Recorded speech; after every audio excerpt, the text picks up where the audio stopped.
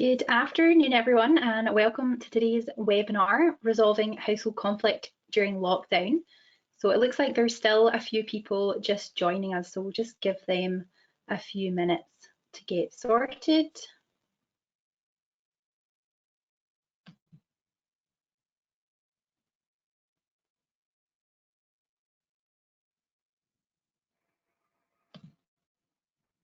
So before we get started, I just want to go over a few things so you know how to participate in today's event. So I've taken a screenshot just of an example of what your attendee interface should look like. So you should see something that looks like this on your computer desktop, just in the upper right-hand corner. So it's just letting you know that you'll be listening in on your computer's audio and that you'll be muted for the duration of the webinar. But you'll still have the opportunity to submit any text questions just in that questions pane that I've highlighted for you. And you can do that at any time during the presentation. And what I'll do is I'll collect them all and I'll answer them during the Q&A session at the end. So there are also some handouts available and you should be able to access them through your control panel as well. And they're just offering you some additional information about some of the things that we'll be talking about today. So you can download them during the webinar, excuse me, but they'll also be made available on First Psychology's website under their news tab, and there'll be information on each webinar in the series there. So I'll provide a link for that in your follow-up email as well. So don't panic if you want to get a hold of them at a later date. So I'll just introduce myself. So my name is Dr. Heather Nicol. I'm a counselling psychologist and I also work as clinical projects officer at First Psychology Scotland. So I've worked at First Psychology for about 2 years now, first as a student and then as a practitioner delivering one-to-one therapy. So now I work both in delivering therapy and also in developing other resources for clients, including this webinar series. So I'd be really keen to hear your feedback about what you've enjoyed or what you think could be improved about this afterwards. So in today's webinar, we're going to look at some ways to manage household conflicts. So particularly those that are more likely to arise as a result of the lockdown, whether that's with roommates, friends, a partner or a spouse. And to do that, we're going to look at some common causes of conflict, and then we're going to see how we would manage these by looking at two friends who live together, Charlie and Holly, and what they're worried about with their relationship during lockdown. So hopefully by working through an example, you'll get to see how some of these techniques are used and how you might apply them to your situation. But obviously I recognise that everyone's situation is different, so you'll have a chance to ask any questions that you might have at the Q&A session at the end. We're not going to go into much detail about conflicts with children in this webinar. We might cover some of that in the questions if that's something that's important to a lot of you, but we'll probably talk more about that in next week's webinar, which is on helping children and young people cope with the lockdown. So first things first, why do we argue? So some of the most common reasons that we argue often revolve around not feeling listened to or understood, not feeling appreciated or respected, and not feeling loved or supported. So this might present around arguments around differences of opinion, arguments about spending time together, or arguments about poor communication. So for example, differences in opinion might be around, where to go on holiday, what to buy, what to watch on TV, how to do the cooking, and it can lead to arguments when each person, if they think that their opinion is superior to the other person's. And as a result of that, both parties often feel like what they're saying is not being listened to or not being respected. So spending time together, can be a joy, but it can also become a stressor if two people are struggling to make time for each other, or if they can't find something to do that they both enjoy. And poor communication, often when this is characterised by rudeness, lack of appreciation, spending too much time on their phone or not returning calls or showing disrespect or taking each other for granted, it can really damage a relationship over time. And almost always a breakdown in communication leads to mixed messages or misunderstandings or hurt feelings or conflict. So on top of that, during lockdown, we might experience additional conflicts over managing boundaries and expectations in a new environment, especially if we're taking on different roles than what we're used to. So whether that's boundarying work at time and personal time, or workspace and personal space, or setting boundaries and expectations over who does what, spending a lot of time together in a closed environment can definitely throw up a lot of problems. So we're just going to take a look at Holly and Charlie and see what it is that they are worried about. So Charlie's in his late 20s. He works in a hotel and he's currently on furlough because of the coronavirus. Holly, on the other hand, she's in her late 20s as well, but she's a postgrad student and she is still studying at home and is marking assignments for the undergrad course that she teaches on as well. So Charlie and Holly have been living together for nearly 2 years and they get on very well, but they tend to only spend time together a few nights a week just because of their work patterns. So they're quite worried about how the lockdown is going to affect their relationship because they're not used to spending so much time together, and they're concerned that this might lead to more arguments around how they'll spend their time, where they'll each spend their time, who will do the chores, what they'll eat for dinner, what they'll watch on TV, and so on. So I just want to do a quick poll just to see, let me launch that, just to see who's had similar concerns to Holly and Charlie. So you might feel exactly like Holly and Charlie, or somewhat Holly like Charlie, or nothing like Holly and Charlie.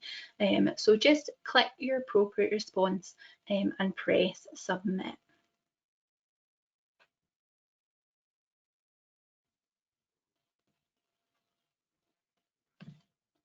So it looks like about half you have responded. So if you've not responded yet, just go ahead and submit your responses now. I'll close the poll in a few moments.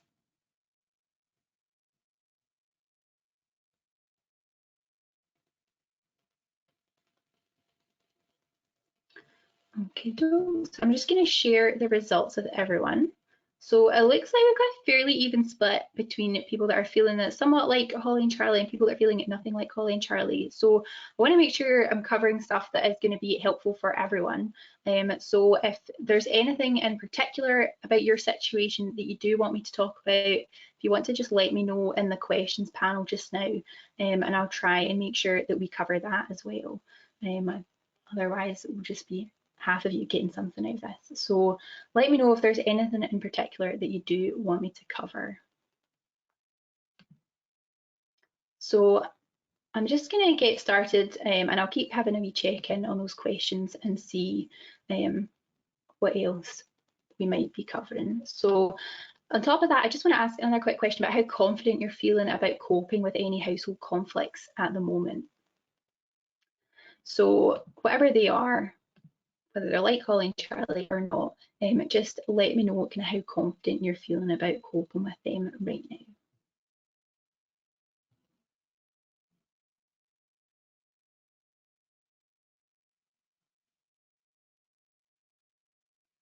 So if you've not responded yet, just go ahead and do that now and I'll close that poll in a few moments.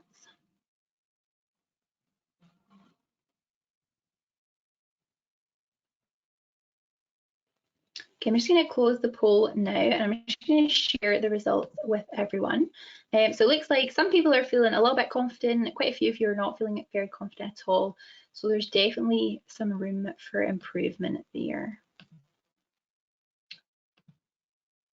So someone's mentioned that one thing that they'd really like to talk about is managing conflict with older teenagers. So I'll try and make sure I try and include some stuff about that kind of as we're going through. So just to start off, we're going to start with Holly and Charlie's first problem, which is about getting angry.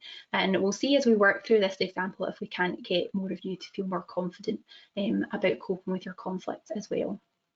So getting angry, and this might relate to teenagers, as well as adults. So bear that in mind and see if we can generalise that a wee bit more. So Holly and Charlie's problem at the moment is that Holly's finding that some things that Charlie's doing is making her really angry.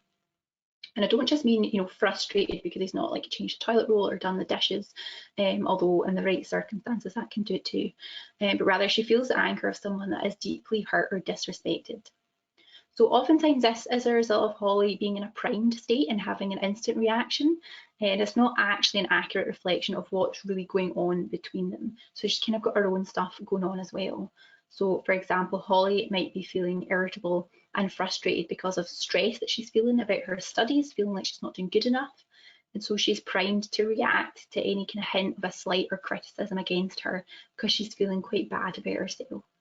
So she might be thinking that something like, how can Charlie not see that I'm in a bad mood and that he needs to be nice to me? If he doesn't, it obviously means that he doesn't care or respect me. So Holly's now primed and ready to be angry, and then something happens in an interaction with Charlie, and it might have been something very subtle that makes her see red, so a smirk, rolled eyes, a certain body posture, tone of voice, or it could be that he's not changed the toilet roll or done the dishes like she asked. And in a split second, she picks up on that message and she simply reacts. But she's also, she's reacting to lots of her own stuff that she's bringing with her into the interaction.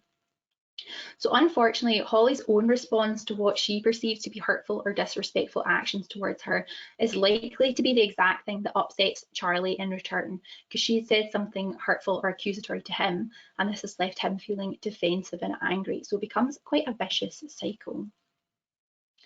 So how can Holly and Charlie avoid being held hostage by their emotions and lashing out at each other rather than finding an opportunity to build rapport and have a more peaceful discussion? So the first thing that we're going to look at is taking a break. So this is really helpful for teenagers as well, and kids, because we can all be getting quite overwhelmed with our emotions because things are so uncertain and quite frightening at the moment. So we don't want to come into interaction with each other with our anger raging. So sometimes a cooling off period, is the best way to start. So we might suggest to Holly or Charlie that they take a break, and they can do this by trying to relax, whether that's taking deep breaths, shaking their shoulders, rolling the neck. They might want to engage in some mindfulness or meditation practice, but we want them to wait for the flood of emotions to dissipate so they can have a more peaceful discussion. And we might also want to encourage Charlie or Holly to find a distraction. So this is definitely very useful with kids and teenagers as well, if they're struggling to regulate their emotions just by, trying to relax. So we could ask them to think about something else. So they might snuggle a pet or read a book, take a walk or listen to some music. But the key thing here is to do something else. So we don't want them to use the break to keep replaying the conflict in their head, because this will just increase the anger. So we'll ask Holly or Charlie to go separately for a walk, or think about what they're going to watch on TV tonight, or do the crossword puzzle, or play a game on their phone, anything that will make their brains think about something other than the conflict situation. So I've just noticed there's another question up, so I'm going to just have a quick look. So I'm just going to mention some of these and we can see if we cover them as well. So how to tell other people what you need. Yeah, so we're going to come to that, and setting boundaries. Yeah, so we're going to come on to that bit later on, and how to cope with a different opinion on the same problem when you disagree about how your person is responding. So we're definitely going to come on to that. So if you bear with me, we'll get to that in a wee minute. So a situation with Holly and Charlie has come up now where Holly has gone angry that Charlie's not made dinner, even though he wasn't working and she's been in her study all day. So Holly gets overwhelmed and shouts at Charlie. So now Charlie seems to be having some luck with his techniques that he's learned so far, and he's able to manage his anger a bit better by leaving the situation to relax and cool down, because he can tell that he's getting angry. But Holly is still having some trouble managing her anger, and she continues to shout at Charlie as he leaves. So Holly's found in this situation that by the time she remembered to take a break, the conflict was already well underway. So to help her remember to take a break, we're going to need to first help her to recognise her warning signs so that she can call a timeout early on in the process. So for Holly, she's observed that when she starts to feel angry, she feels flushed, she gets quite fidgety and restless, and she feels like crying. So now Holly can think about creating a stopper to help remind her to change her behaviour when she first starts to notice those warning signs. So stoppers are mechanisms for reminding yourself to stop doing something. So it might include, some people you might have seen, snapping an elastic band on their wrist if they're trying to break a habit. So it could be something like that, or it could be sticky notes on the wall. It might be a bracelet with a charm on it that you can rub between your fingers, a spot on the back of your hand you can pinch, or a meditation technique. So Holly is going to decide, she said she's going to use her bracelet to remind her, and also put some sticky notes up just around the house in places that she's most likely to see it, to help her remember to take a break. Now she's going to need to practice using her stoppers quite a number of times before they'll become effective, because she's trying to train her brain to learn that connection between the stopper and the behaviour that she wants to stop doing. So when we are taking a break, however, we don't want to just abandon our partner or our friend or anyone without any explanation. So if Holly or Charlie are going to leave the house or go into their room to cool off, we want to make sure that they're letting each other know, just by saying to each other, you know, I need some time to cool off, I'm going to go for a walk and I'll be back in 15 minutes.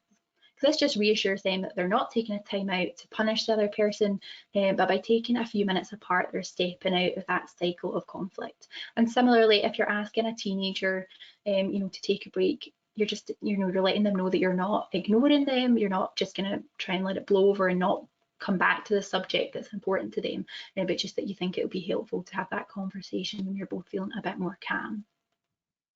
It's just like saying to a person, you know, because I care about you, I don't want to say anything or do anything that might hurt you. And when I recognise that I'm getting close to that point, I'm going to take a break. Or if you recognise when you're a teenager, your child's getting close to that point, you're going to ask them to take a break. So now that we've helped Holly and Charlie to manage their anger a bit better, we're going to try and help them out with another situation that they seem to be having problems with. And that is getting into conflicts because they both want to win the argument. So wanting to win, so by both thinking that they should win the argument, Holly and Charlie are both assuming that their opinions or beliefs are more important or more valid than the other person's. So the consequence of this is that they both feel that the other person isn't listening to them or understanding them or respecting them. And the result is that either the conflict escalates, or in this case, Holly tends to give in to Charlie's way of thinking because it's easier. She doesn't like arguing with him for such a long time, whereas Charlie can be more stubborn. But this still leaves Holly feeling resentful and the relationship continues to suffer. So in order to break this cycle, ensure that neither person wins the argument, but rather that their relationship wins, it's useful to use something called the perspective strategy. So the perspective strategy is about helping Holly and Charlie shift from an unproductive way of thinking about their argument to one that is more helpful and also that doesn't escalate the conflict any further. And there's the 3 steps to this strategy. So we're going to walk Holly and Charlie through each one while they're arguing about who should be doing the chores. So we're first going to ask Charlie what it is that's really bothering him. So just to get more in touch with his own perspective. So why is he arguing it so strongly that he shouldn't be in charge of most of the chores, even though he's the one that's off work? What needs is he trying to satisfy and what is he trying to avoid? So Charlie takes some time to think about it and he decides that he doesn't like being told what to do from someone that he considers his equal because it makes him feel like a child or like he's not valued as much. So he's afraid that if he does all the chores, then Holly won't respect or appreciate him as much, but she'll just want to boss him around. So he needs to know that Holly will still help and support him as a team and not leave him to do everything just because he has more time. So the second step is also really important because it requires Charlie to have empathy for Holly and to really understand what's going on for her. So we're asking him to suspend his own judgment and do his best to see the situation from her perspective. So he could do this by reflecting on what he thinks is motivating Holly to ask him to do most of the chores, you know, how she might be feeling, how she might be interpreting his responses. But if he's having trouble with this, and especially, you know, with teenagers or children who might have more trouble with this, you can try using a listening exercise. So something like this is quite a useful one. So don't worry about writing this down. I have included this exercise and some other ones in the handouts as well.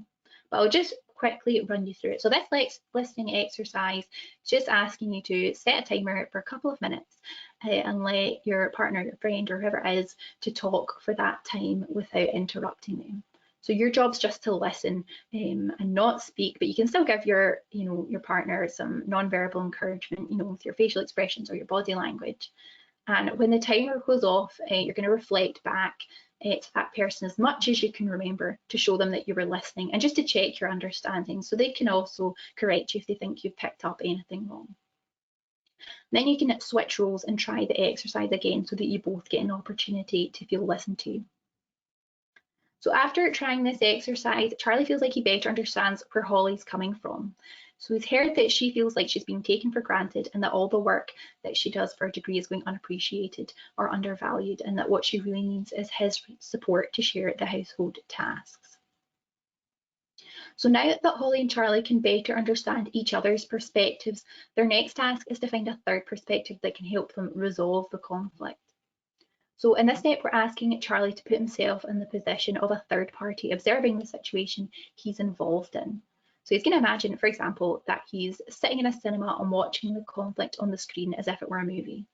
So what is it all about? What advice would he give the people on the screen?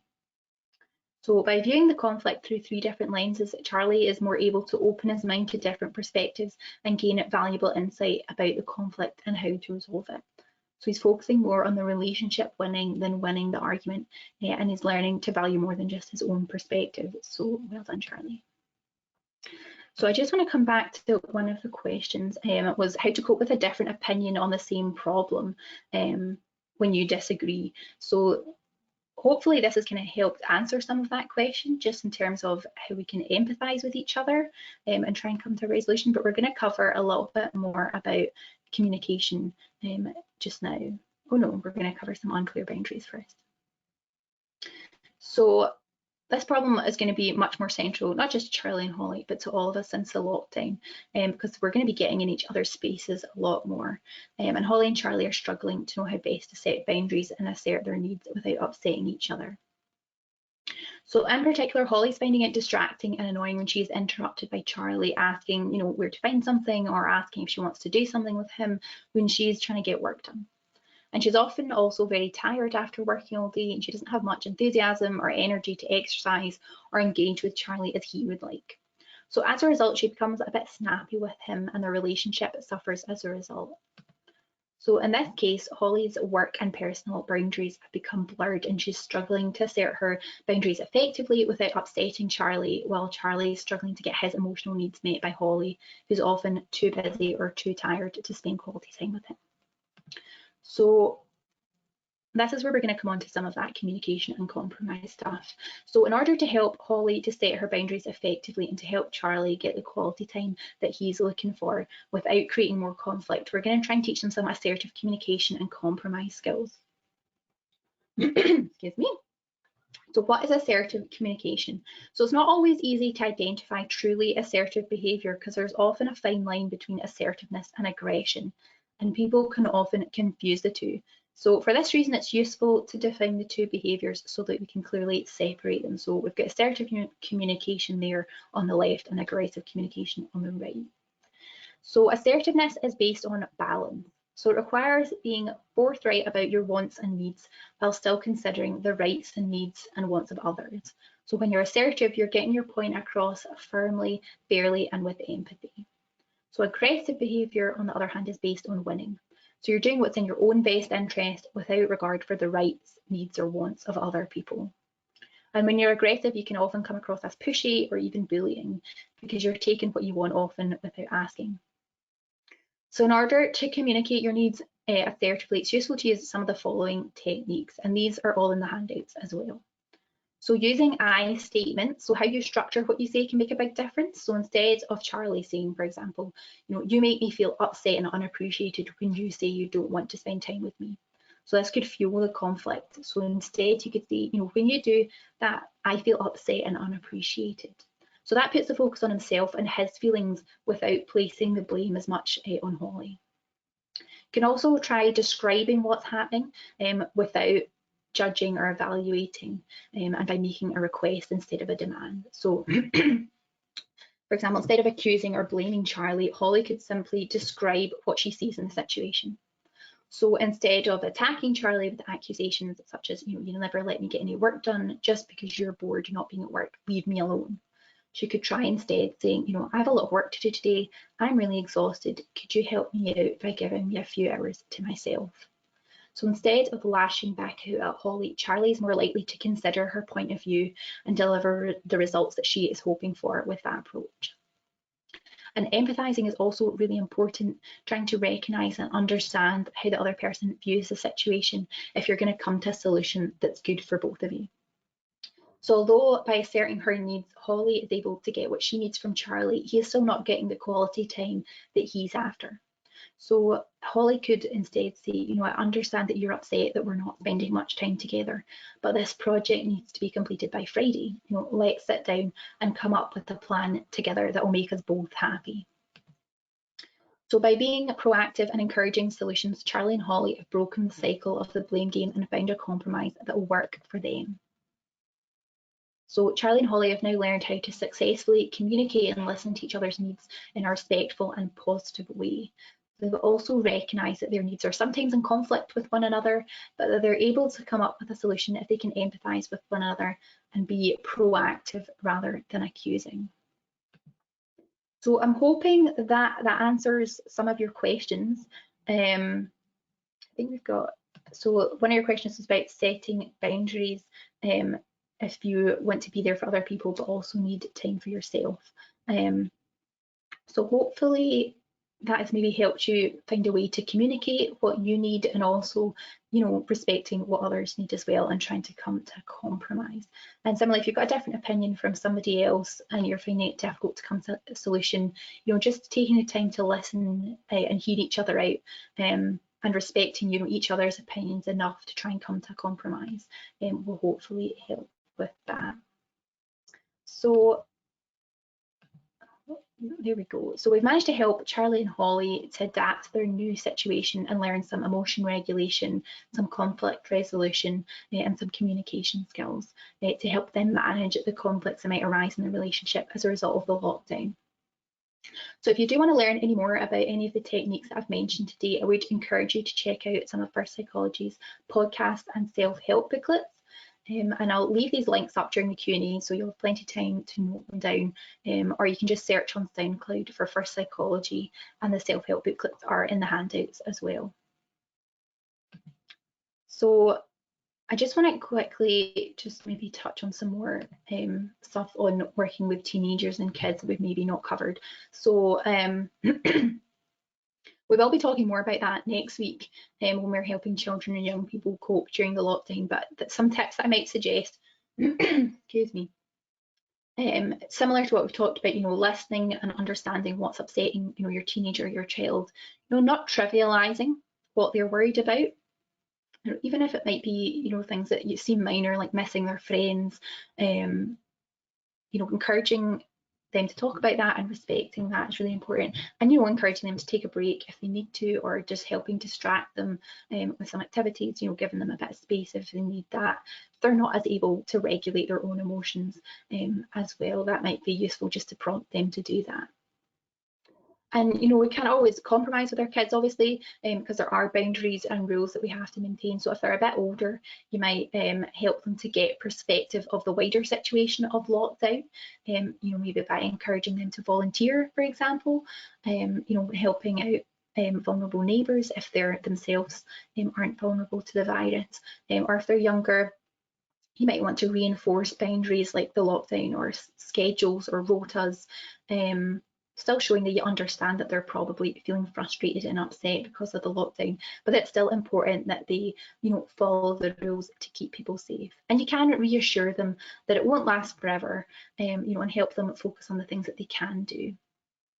I definitely, you know, I'm aware that quite a lot of people are experiencing maybe more conflicts around schoolwork just because kids are doing schoolwork at home. So I would definitely try and avoid if that's causing a lot of conflicts, if it's, you know, if they're struggling to engage with schoolwork, you know, that's okay. I think looking after their mental and physical health right now is more important. Or you might encourage them to maybe have a bit more choice over what it is that they're doing. You know, lots of things can be learning opportunities, whether it's, you know, making bread or, you know, learning a new skill or music instrument or language, you know, whatever it is. If they've got a bit more control over it, they're also more likely to engage with that without a battle. So hopefully that covers some of your concerns about working about conflicts with teenagers as well. So I just want to ask you that first poll question again, just see if anyone's feeling any different. Just, you know, how confident are you feeling about being able to manage the conflicts that might come up in your household now? So just same again, click whatever response is most appropriate and press submit. So if you've not responded yet, go ahead and I'll submit your responses now, and I'll close the poll in a few moments.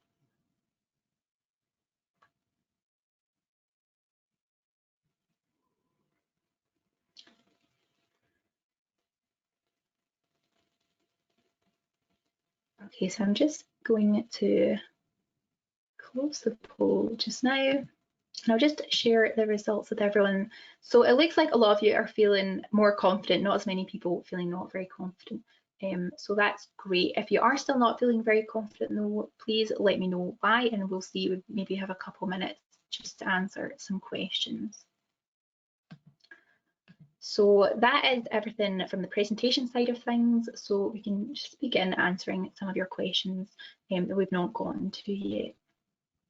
So I'll just leave the resources up, and my email address is at the bottom there. So if you've got any questions that I maybe haven't answered or we don't have time to answer, feel free to email me and let me know, and I'll get back to you from there as well.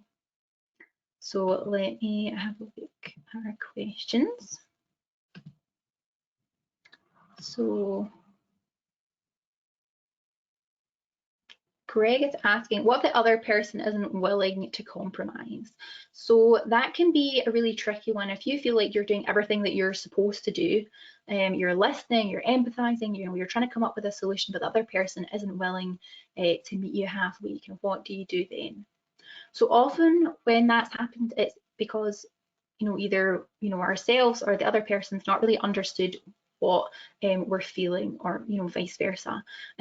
So I would definitely recommend going back to that step and maybe trying to get the other person's perspective and trying again. If you're still unable to compromise, you might need a bit more time to cool down. If you're still feeling quite angry and in that sort of I need to win position, you might need a little bit more time to cool down and get a bit of perspective and then come back to the problem. I think if you're both, feeling really calm, you both really understand each other's perspectives, but you're still not able to find a solution, that might be, a bigger problem. And that might be something, that you maybe want to speak to somebody about, or have a bit more of an in-depth conversation about that. So hopefully that answers your question. So I think that is all of the questions so far. If there's anything that you do think of that I've not answered, or if you want to ask me anything else, do just email me at that address. It's just heather.nicol@firstpsychology.co.uk. So just want to thank everyone for attending today's webinar. So that's been resolving household conflict during lockdown. If you've got any other questions, get in touch. Once you leave today's webinar, you'll get a survey on the presentation. We would really appreciate if you could complete that and give us some feedback. And you'll also receive a follow-up email within 24 or 48 hours with a link to view a recording of the webinar. So if there's anything that you want to refresh your memory about, you can go back and watch it again. And we'll also give you a link to the First Psychology website where you can view the handouts. So if you've not had a chance to download them, you can go and have a look at them again as well. You'll also get an opportunity to register for next week's webinar. So that'll be talking a lot more on helping children and young people cope. So if you've enjoyed today's webinar, definitely would encourage you to check out next week's as well. So on behalf of First Psychology Scotland and myself, thank you so much for joining me today, and have a great rest of your day.